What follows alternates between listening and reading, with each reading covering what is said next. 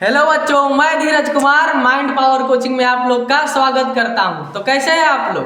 आशा करते हैं कि आप लोग स्वस्थ होंगे, मस्त होंगे और अपनी पढ़ाई बिल्कुल अच्छी तरीके से कर रहे होंगे।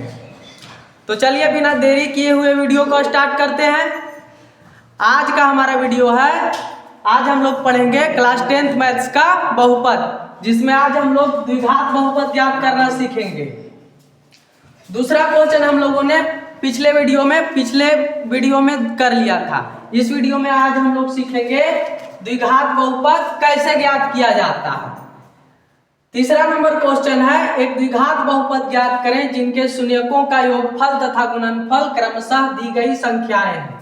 जैसे यहाँ पर पहला नंबर क्वेश्चन में शून्यकों का योगफल 4 दिया है और शून्यकों का गुणनफल दिया हुआ है 1। शून्यकों का योगफल मतलब अल्फा प्लस बीटा। द्विघात बहुपद के एक शून्यक को अल्फा कहा जाता है और दूसरा शून्यक को बीटा से लिखा जाता है। तो यहाँ लिखना है कि चूंकि अल्फा प्लस बीटा बराबर 4, शून्यकों का योग का मतलब हुआ पहला शून्यक और जोड़ दूसरा शून्यक। पहला शून्यक अल्फा, दूसरा शून्यक बीटा। शून्यकों का योगफल का अर्थ होता है अल्फा प्लस बीटा। उसका वैल्यू क्वेश्चन में 4 दिया है। उसके बाद अल्फा इंटू बीटा, शून्यकों का गुणनफल। शून्यकों का गुणनफल प्रश्न में 1 दिया है। शून्यकों का गुणनफल का अर्थ होता है अल्फा इंटू बीटा। अब आगे द्विघात बहुपद ज्ञात करना है। तो द्विघात बहुपद ज्ञात करने का एक सरल फॉर्मूला होता है। द्विघात बहुपद बराबर होता है द्विघात बहुपद बराबर होता है k into x square minus alpha plus beta into x plus alpha into beta. अब आगे यही फॉर्मूला है द्विघात बहुपद ज्ञात करने का। अब आगे मान बैठाना है। यहाँ पर k इंटू एक्स का मान एक्स स्क्वायर हो गया, x square minus alpha plus beta का मान क्वेश्चन में कितना दिया है, अल्फा प्लस बीटा का मान 4, बगल में 1 से 4x हो जाएगा, प्लस अल्फा इंटू बीटा का मान क्वेश्चन में कितना दिया है, 1 है। अब चूंकि यहाँ एक्स स्क्वायर के बटा में भी कुछ नहीं तो 1 है, 4 के बटा में भी कुछ नहीं तो 1 है 4x के, और 1 के बटा में भी कुछ नहीं तो 1 है। तो अगर हम एलसीएम लेंगे तो एलसीएम 1 आएगा। एलसीएम इन तीनों का एलसीएम लेंगे तो एलसीएम 1 आएगा। तो k का मान उतना ही होता है जितना एलसीएम होता है।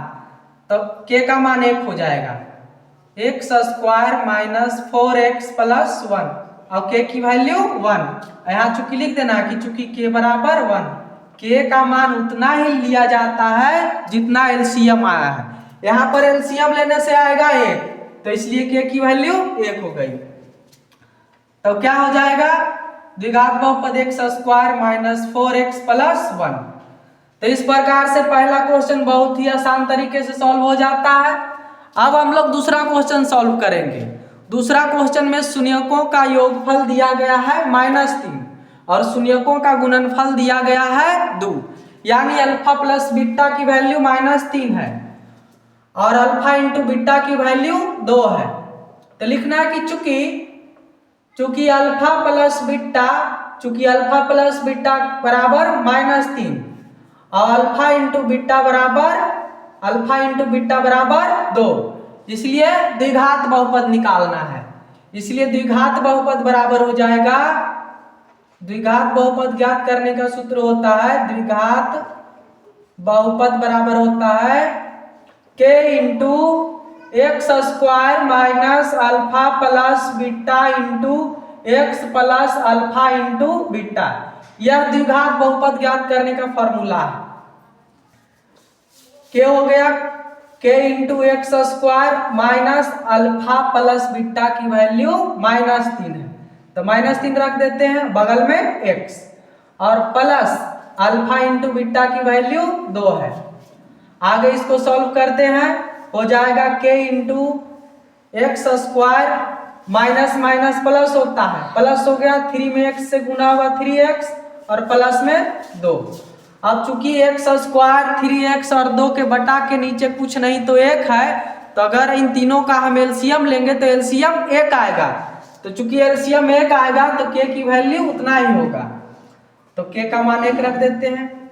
एक हो जाएगा x square plus 3x plus 2। यहाँ पर लिखना है कि चूंकि k की वैल्यू 1 है तो हमारा द्विघात बहुपद हो जाएगा 1 से गुना करने पर कोई प्रभाव नहीं पड़ेगा, हो जाएगा x square plus 3x plus 2।